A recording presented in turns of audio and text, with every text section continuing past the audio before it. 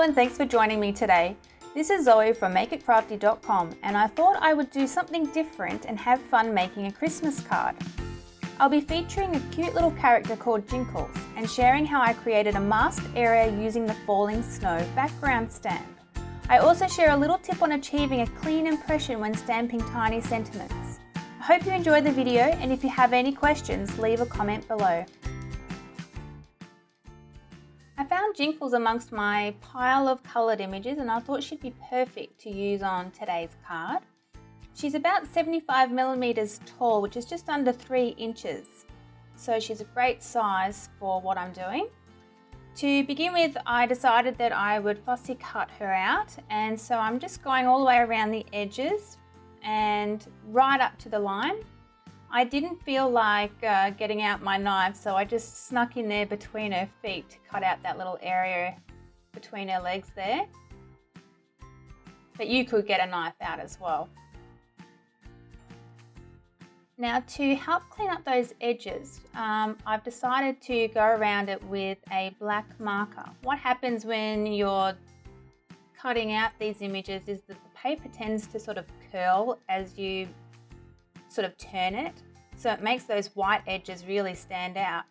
And just for the one thing with these markers is to use a water-based marker, and you can use a grey or a black, but if you use alcohol-based it will tend to bleed through to the image, so you want to be careful of that. Now here I am actually starting to make the mask for the background. I've just got some scrap card and I'm using the Lawn Fawn stitched rectangle dies to create the outside. That's the largest one, and now I'm just putting a hole through. This is what I'm going to be stamping through, so just that circle area. So that's just a spellbinder circle just to fit the size that I want, and now I'm just creating the base of the card again with the same rectangle. I love these stitched rectangles, they're fabulous. Okay, so there's my base of the card, and I'm just working out how I'm going to lay it all out. I've decided to put the circle at the top. I'm just securing it now with some painter's tape, and I'm removing any static using an anti-static pouch. I've got the falling snow background stamp there, and I'm inking that up with Versamark ink, and I'm using the champagne just to help me see it when I press it. And so there's not enough dots there for my liking, so I'm doing this multiple times, and I just change the direction that I'm stamping. And then I just take the mask off, and that's the inked area now. And so now I'm going to emboss that with white embossing powder, and I've just recently found the Ranger super fine white, and it's perfect. I've tried a lot of different ones recently and this is my favorite by far.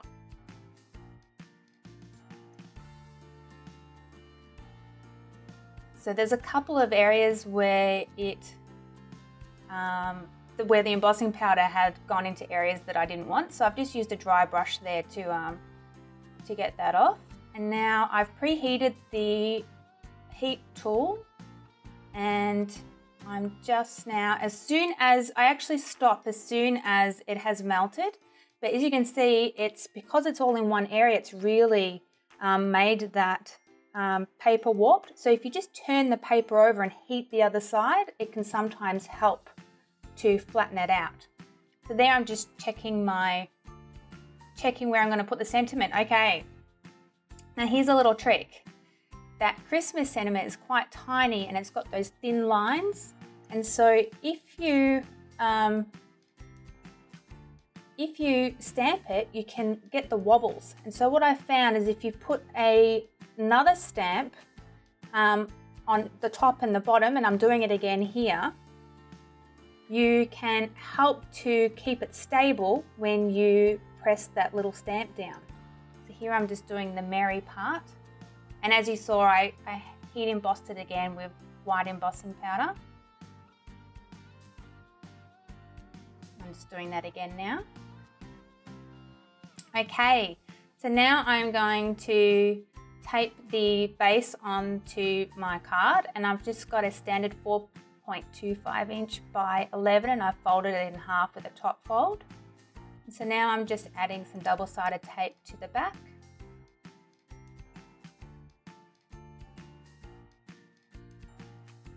I'm just checking that I'm putting it on the right way. I've done that many times. So I just start at the top of the fold and then follow one of the sides down and press it down firmly.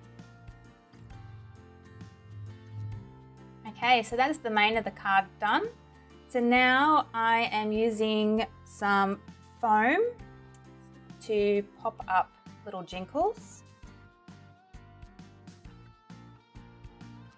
And it's actually my favorite foam. It's by Scrapbook Adhesives. And it's just a really good quality foam, and I cut it for the little slithers, but I also will cut it to help make it last longer too.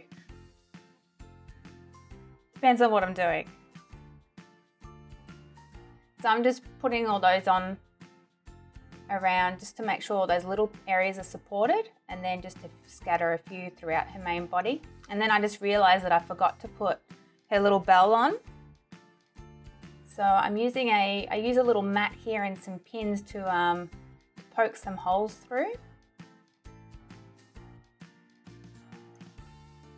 Oh, my head got in the way there. Just trying to work out where I'm going to put that bell. I'll just poke 2 holes through.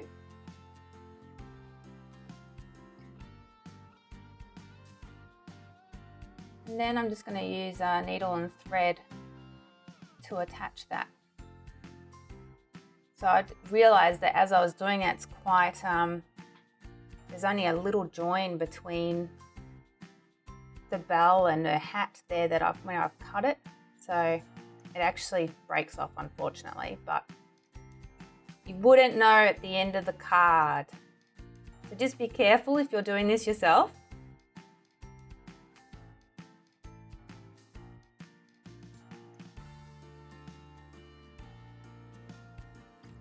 A little bit fiddly.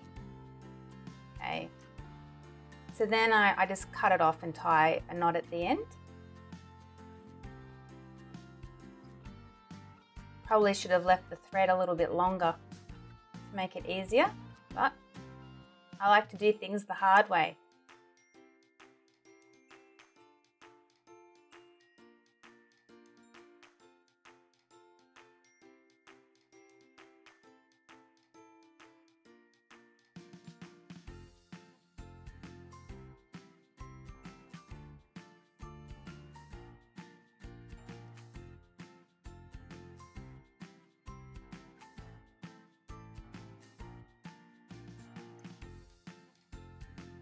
Okay, so now I'm just pulling off all the backing.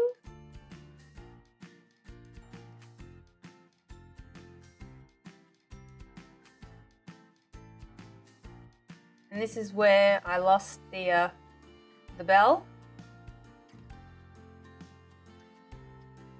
So I use some tweezers so that I can hold it just above the surface of the card to decide where I'm going to position it. And then once I'm happy, I just press that down.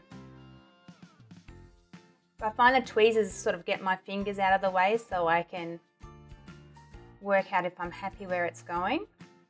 Now I'm just positioning that bell back in place. And you would never know.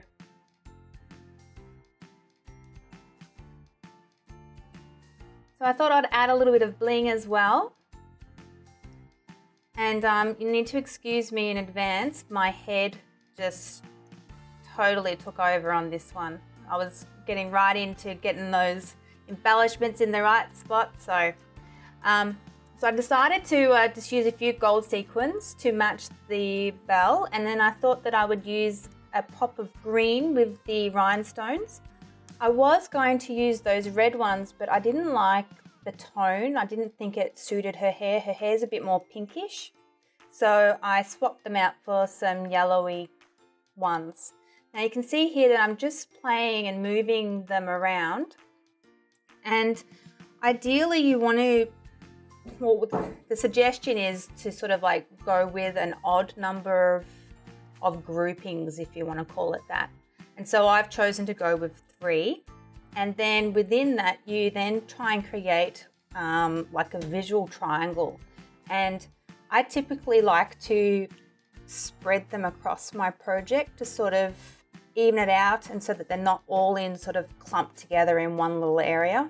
And this is where my head is taking over, so I do apologize, but you can see I'm just using my tweezers to move them out of the way, and then I put a very small dot of multi-glue there, and I do a whole bunch of them, and then I will get the tweezers and pop them on top.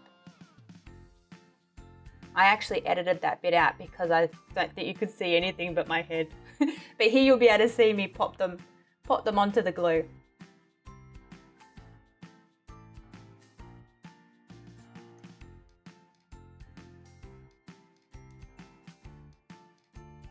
And finally, here's the finished card. It was fun to make, it's clean and simple with a touch of sparkle for Christmas. I hope you enjoyed the video. It is a different style for me, and creating the voiceover was quite the challenge, so I hope it didn't sound too dreadful. However, if you would like to see more of these, give it a thumbs up and let me know in the comments, and I'll try to do another one. Thanks so much for watching, and I wish you a very Merry Christmas. Bye for now.